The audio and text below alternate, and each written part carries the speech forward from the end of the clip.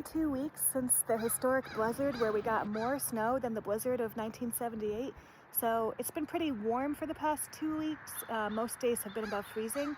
Let's see how much snow is left on the flower farm.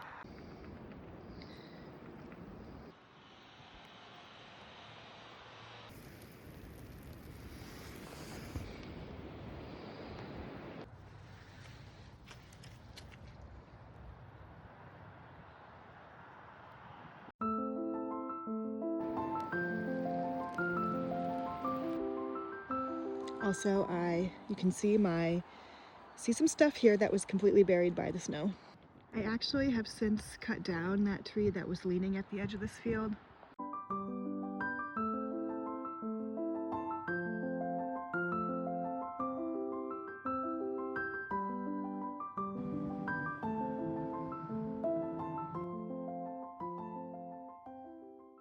I have a new long video on seed starting tips coming out soon, so please subscribe so you won't miss that.